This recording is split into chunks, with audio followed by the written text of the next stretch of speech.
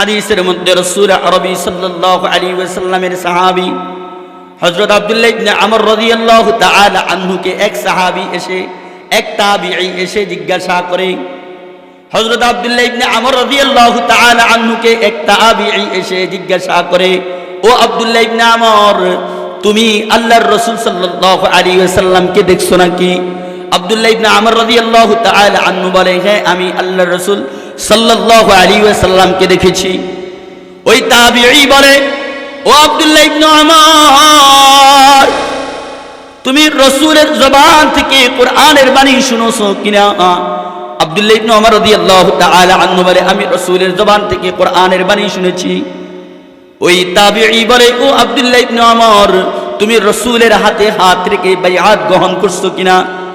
হযরত আব্দুল্লাহ ইবনে আমর রাদিয়াল্লাহু তাআলা আনহু বলে, হ্যাঁ হ্যাঁ, আমি রাসূল আরবি সাল্লাল্লাহু আলাইহি ওয়াসাল্লামের হাতে হাত রেখে বাইআত গ্রহণ করছি। যখন ওই তাবিঈ ওই আব্দুল্লাহ ইবনে আমর রাদিয়াল্লাহু তাআলা আনহুর জবান থেকে এই কথাগুলো শুনেছে, ওই তাবিঈ সঙ্গে সঙ্গে কান্না শুরু করছে। ওই সাহাবী ওই তাবিঈ বলে, ও আব্দুল্লাহ ইবনে আমর, তোমার চক্ষুগুলা কতই না শ্রেষ্ঠ, এই চক্ষুর মাধ্যমে তুমি নবীকে দেখেছ। ও আব্দুল্লাহ ইবনে আমর, তোমার হাতটা কতই না শ্রেষ্ঠ, এই হাতের মাধ্যমে তুমি আল্লাহর রাসূলের হাতে হাত রেখে বাইআত গ্রহণ করছো। সঙ্গে সঙ্গে আব্দুল্লাহ ইবনে আমর রাদিয়াল্লাহু তাআলা আনহু বলে, আমি রাসূল আরবি সাল্লাল্লাহু আলাইহি ওয়াসাল্লামের জবান থেকে শুনেছি, আল্লাহ রাসূল সাল্লাল্লাহু আলাইহি ওয়াসাল্লাম বলেছেন, তোমাদের থেকেও যারা আমার পরে ঈমান আনবে, আমার পরে যারা আমাকে না দেখা সত্ত্বেও ঈমান আনবে, তোমাদের জন্য সুসংবাদ, তোমরা আমাকে দেখে ঈমান এনেছ। আর তাদের জন্য আরো বেশি সুসংবাদ, যারা আমাকে না দেখা সত্ত্বেও আমার উপর ঈমান আনয়ন করছে। মুরব্বীরা আমার, ঈমান বিল গায়বের শ্রেষ্ঠত্ব আমি দুটি হাদিসের মাধ্যমে আপনাদের সামনে আলোচনা করেছি যে ঈমান বিল গায়বের শ্রেষ্ঠত্ব কেমন। আল্লাহ রাব্বুল আলামিন বলে, মুত্তাকির এক নম্বর পরিচয় হচ্ছে আল্লাযীনা ইউমিনুনা বিল গায়ব, যে সে অদৃশ্যের উপরে একজন মুত্তাকি ঈমান আনয়ন করবে, কোনো ধরনের কিলকাল করবে না। বলেন না, মুত্তাকি ব্যক্তির এক নম্বর গুণাবলী কি? কোনো ধরনের কিলকাল না করে আল্লাহর উপর ঈমান আনয়ন করবে, রাসূল আরবি সাল্লাল্লাহু আলাইহি ওয়াসাল্লামের উপর ঈমান আনয়ন করবে, জান্নাতের উপরে ঈমান আনয়ন করবে, জাহান্নামের উপরে ঈমান আনয়ন করবে, কবরের উপরে ঈমান আনয়ন করবে। রাসূল আরবি সাল্লাল্লাহু আলাইহি ওয়াসাল্লাম বলেন, যারা আমাকে না দেখা সত্ত্বেও আমার উপর ঈমান আনয়ন করে, তাদের জন্য সুসংবাদ তোমাদের চাইতে বেশি, তোমরা যারা আমাকে দেখে ঈমান আনয়ন করেছে। কি বুঝলাম আমরা? যে ব্যক্তি ঈমান বিল গায়ব, আল্লাহকে না দেখা সত্ত্বেও মানে, ওই ব্যক্তি মুত্তাকি। বলেন না, ওই ব্যক্তি কি? মুত্তাকি। যে ব্যক্তি আল্লাহর বিধানগুলোকে আল্লাহকে না দেখা সত্ত্বেও মানে, ওই ব্যক্তি মুত্তাকি। যে ব্যক্তি আল্লাহ যেটাকে হালাল বলেছে সে সেটাকে হালাল বলে মানে, ওই ব্যক্তি মুত্তাকি। আল্লাহ যা কিছু আমার জন্য হারাম করেছে, ওই ব্যক্তি তা হারাম বলে স্বীকার করে, ওই ব্যক্তি মুত্তাকি। আর যে ব্যক্তি আল্লাহর বিধানগুলোকে মানে না, হালালকে হালাল মনে করে না, হারামকে হারাম মনে করে না, মনে রাখবেন, ওই ব্যক্তি যদিও নিজেকে মুত্তাকি বলে দাবি করে, কোশ্চিন কারও সে মুত্তাকি হতে পারবে না।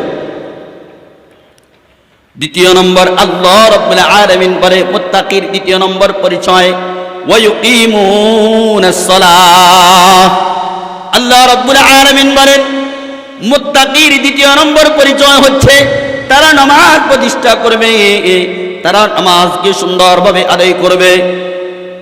জনাবে রাসূল আরবি সাল্লাল্লাহু আলাইহি ওয়াসাল্লাম বলেছেন, ও আমার উম্মতেরা, নামাজের গুরুত্ব কেমন তোমরা কি জানোনি?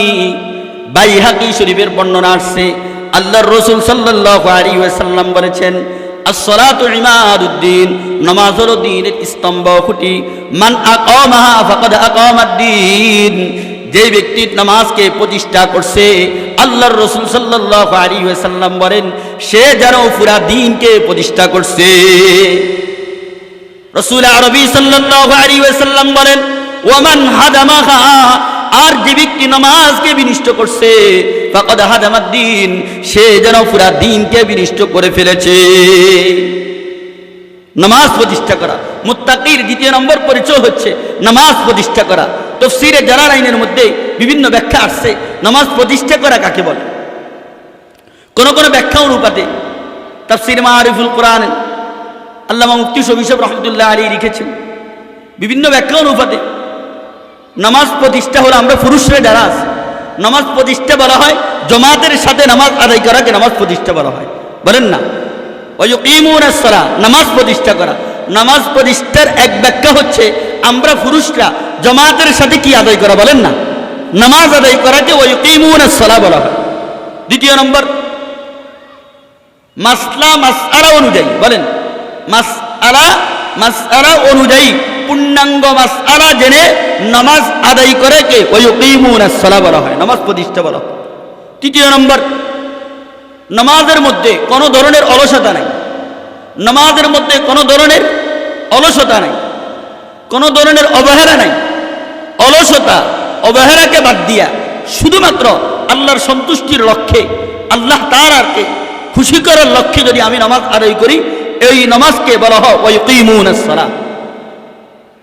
এর বিপরীত আমাদের সমাজের মধ্যে কিছু মুসল্লি এমন আছে যারা অলসতার কারণে নামাজ পড়ে। স্ত্রী ঘরে গেলে বকা দিবে, নামাজ পড়ে। স্বামী নামাজ না পড়লে বকা দিবে, নামাজ পড়ে। শাশুড়ি নামাজ না পড়লে বকা দিবে, নামাজ পড়ে। আমার ছেলে আমাকে নামাজি বলবে না, নামাজ পড়ে। সমাজ আমাকে নামাজি বলবে না, নামাজ পড়ে।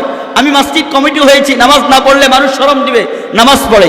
এই ধরনের ব্যক্তি যারা আছে আল্লাহ রাব্বুল আলামিন তাদের সম্বন্ধে বলেছেন ফাওয়াইলুল লিল মুসাল্লিন, আমি আল্লাহ রাব্বুল আলামিন নামাজীদের জন্য দোজখের ব্যবস্থা করে রাখছি।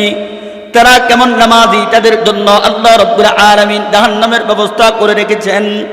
রব বলেন আল্লাযীনা হুম আন সালাতিহিম সাহুন, যারা অলসতার সাথে অবহেলার সাথে নামাজ আদায় করে, আল্লাহ রাব্বুল আলামিন বলেন আমি তাদের জন্য জাহান্নামের ব্যবস্থা করে রাখছি।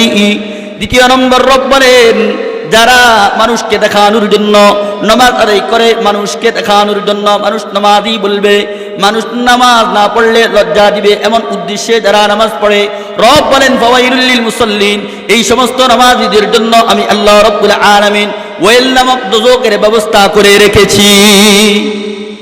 ভাইরা আমার, মুত্তাকির দ্বিতীয় নম্বর পরিচয় হলো নামাজ প্রতিষ্ঠা করা। বলেন না ভাই, কি প্রতিষ্ঠা করা? নামাজ প্রতিষ্ঠা করা। নামাজ পড়লে কি লাভ? আল্লাহ রাব্বুল আলামিন কোরআনের মধ্যে বলেছেন উতলু মা উহিয়া ইলাইকা মিনাল কিতাবি ওয়া আকিমিস সালাহ। ও আমার হাবিব, যে কোরআনুল কারীম আমি আপনার উপর অবতীর্ণ করেছি, ও আমার হাবিব ওই কোরআন আপনি তিলাওয়াত করুন এবং নামাজ প্রতিষ্ঠা করুন। ও আমার হাবিব নামাজ প্রতিষ্ঠা করুন। নামাজ প্রতিষ্ঠা করলে কি লাভ হবে? আল্লাহ রাব্বুল আলামিন বলেন ইন্নাস সালাতা তানহা আনিল ফাহশাই ওয়াল মুনকার, নামাজ মানুষকে ফাহিশা কাজ থেকে দূরে সরিয়ে দেয়, নামাজ মানুষকে অনর্থক কাজ থেকে দূরে সরিয়ে দেয়। নামাজ পড়তে পড়তে পড়তে পড়তে মানুষ আল্লাহ তাআলার প্রিয় হয়ে যায়। নামাজি ব্যক্তি কখনো হারাম কাজ করতে পারে না। যে ব্যক্তি আল্লাহ তাআলাকে সন্তুষ্টির লক্ষ্যে সিজদা করে, মনে রাখবেন রাসূল আরবী সাল্লাল্লাহু আলাইহি ওয়াসাল্লাম বলেছেন সিজদাতুন ওয়াহিদাতুন খায়রুম মিনাদ দুনিয়া ওয়া মা ফিহা। যদি ইখলাসের সাথে একটি সিজদা করা হয়, ইখলাসের সাথে রবকে পাওয়ার জন্য যখন সিজদা করবেন, রাসূল আরবী সাল্লাল্লাহু আলাইহি ওয়াসাল্লাম বলেন ওই সিজদার দাম কেমন বেশি তোমরা কি জানোনি?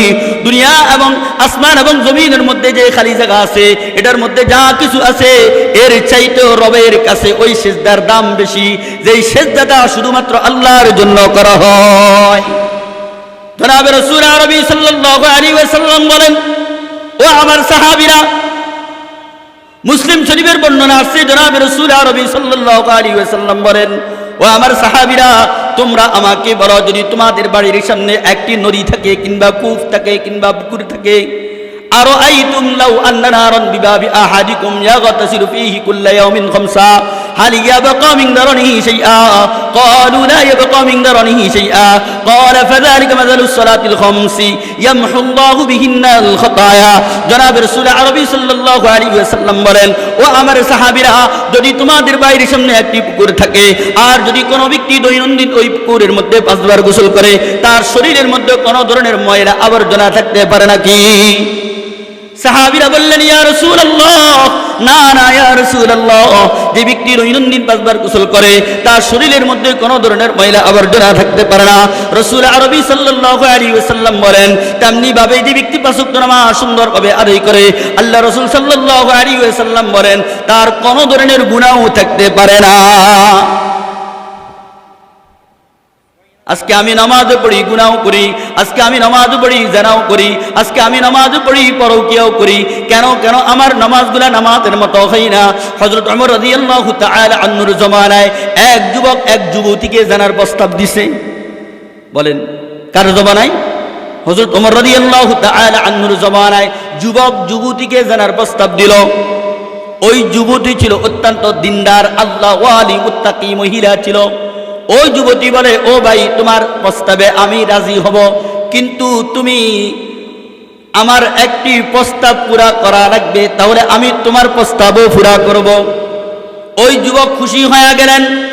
খুশি হইয়া বলে, ও বোন, তুমি বলো কি প্রস্তাব তোমার, আমি তোমার প্রস্তাব পুরা করব।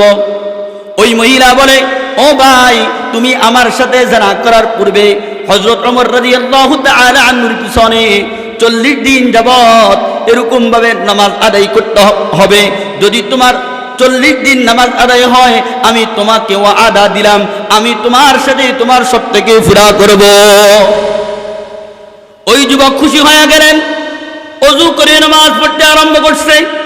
নামাজ পড়তে পড়তে পড়তে পড়তে 1 দিন 2 দিন 3 দিন 4 দিন 5 দিন 4 দিন চলে গেছে। ওই যুবক ইখলাসের সাথে হযরত ওমর রাদিয়াল্লাহু তাআলা আনহুর পিছনে নামাজ পড়তে পড়তে আল্লাহর সাথে সম্পর্ক হয়ে গেছে। যখন ইমানদার ব্যক্তি আল্লাহ তাআলাকে খুশি করার জন্য নামাজে দাঁড়ায় যায়, যখন ইমানদার ব্যক্তি যখন বলে আলহামদুলিল্লাহি রাব্বিল আলামিন, আল্লাহ রাব্বুল আলামিন, ইমানদার ব্যক্তি আলহামদুলিল্লাহি রাব্বিল আলামিন বলার পরে আল্লাহ রাব্বুল আলামিন বলে হামিদানি আব্দি। বান্দা যখন বলে আর রহমানির রহিম, আল্লাহ রাব্বুল আলামিন বান্দার প্রতি উত্তর বলে আসনা আলাইয়া আব্দি। বান্দা যখন বলেন মালিক ইয়াউমিদ্দিন, আল্লাহ রাব্বুল আলামিন বলে মাজ্জাদানি আব্দি। বান্দা যখন বলেন ইয়্যাকা না'বুদু ওয়া ইয়্যাকা নাস্তাঈন, আল্লাহ রাব্বুল আলামিন বলে قال ذلك ما سألك بيني وبينا, ও আমার বান্দা, তুমি আমার কাছে যাহা কিছু চাইছো আমি আল্লাহ রাব্বুল আলামিন তোমাকে তাহা কিছু দিব। এইভাবে বান্দা নামাজে দাঁড়িয়ে দাঁড়িয়ে আল্লাহর সাথে কথা বলতে বলতে বলতে বলতে আল্লাহ তাআলার প্রিয় হয়ে যায়। ওই যুবক 1 দিন 2 দিন 3 দিন 5 দিন 7 দিন চলে গেছে। ওই যুবকের মহব্বত থাকতো দূরের কথা, ওই যুবকের দিলের মধ্যে আল্লাহর মহব্বত ছাড়া আর কোনো কিছুই নাই। কেন? ইখলাসের সাথে নামাজ পড়ছে, ইখলাসের সাথে সিজদা করছে, ইখলাসের সাথে রুকু করছে, ইখলাসের সাথে সূরা ফাতিহা তেলাওয়াত করছে, ইখলাসের সাথে সুবহান রাব্বিয়াল আযীম বলেছে, ইখলাসের সাথে সুবহান রাব্বিয়াল আলা বলেছে, যার কারণে ওই যুবকের মধ্যে পরিবর্তন চলে আসছে। আজকে আমরা নামাজ পড়ি, আমি চুরিও করি। আজকে আমি নামাজ পড়ি, আমি টাকা চুরি করি। আজকে আমি নামাজ পড়ি, আমি ঘুষও খাই। আজকে আমি নামাজ পড়ি, আমি সুদও খাই। আজকে আমি নামাজ পড়ি, আমি অন্য ব্যক্তিকে কষ্টও দিই। আজকে আমি নামাজ পড়ি, আমি জিনাও করি। আজকে আমি নামাজ পড়ি, আমি পর্দার সাথেও চলি না। আজকে আমি নামাজ পড়ি, আমি পরকিয়াও করি। তার মানে বোঝা যায় রবের কাছে আমার নামাজগুলো কবুল হচ্ছে না। আল্লাহ রাব্বুল আলামিন বলেন মুত্তাকির 2য় নম্বর পরিচয় হবে ওয়ায়ুকিমুনাস সালাহ। মুত্তাকি নামাজ প্রতিষ্ঠা করবে, নামাজ প্রতিষ্ঠা করবে। সবর অবস্থায় তার নামাজ ছুটবে না, হজর অবস্থায় তার নামাজ ছুটবে না, নিজের বাড়িতে তার নামাজ ছুটে না, গাড়িতে গেলে তার নামাজ ছুটে না, অসুস্থ অবস্থায় তার নামাজ ছুটে না, এরকম ভাবে সুস্থ অবস্থায় তার নামাজ ছুটে না। সে যেখানে যাক না কেন কখনো সে নামাজ থেকে গাফিল হইতে পারে না। কেন কেন কেন? সে মুত্তাকি, মুত্তাকি আল্লাহকে ভয় করে, আল্লাহকে ভয় করে। রাত্রি বেলায় যেমন আল্লাহকে ভয় করে, দিনের বেলাও আল্লাহকে ভয় করে। সকলের সামনে যেমন আল্লাহকে ভয় করে, এরকম ভাবে সকলের সামনে যেমন আল্লাহকে ভয় করে, কেহ নাই এমন সময় সে আল্লাহকে ভয় করে। মায়ের সামনে যেমন আল্লাহকে ভয় করে, স্ত্রীর সামনে যেমন আল্লাহকে ভয় করে, কোনো মহিলার দিকে তাকায় না। নিজের পাশে নিজের স্ত্রী নাই, নিজের সাথে নিজের ছেলে নাই, তখনও সে কোনো মহিলার দিকে দৃষ্টিপাত করে না। কেন কেন? সে আল্লাহকে ভয় করে, আল্লাহকে ভয় করে, আল্লাহর মহব্বতের আশাবাদী, আল্লাহকে পেতে চায়, আল্লাহর মহব্বত চায়, আল্লাহর ভালোবাসা চায়। এরকম ভাবে জান্নাতের নিয়ামত চায়, জান্নাত ভোগ করতে চায়। সে আখিরাত থেকে মুক্তি মুক্তি চায়, কবরের মধ্যে শান্তি চায়, যার কারণে সে কখনো গুনাহ করে না। মুত্তাকির দ্বিতীয় নম্বর পরিচয়, রব বলেন ওয়া ইউকিমুনাস সালাহ, যে অবস্থায় থাকুক না কেন মুত্তাকি ব্যক্তি নামাজ প্রতিষ্ঠা করে।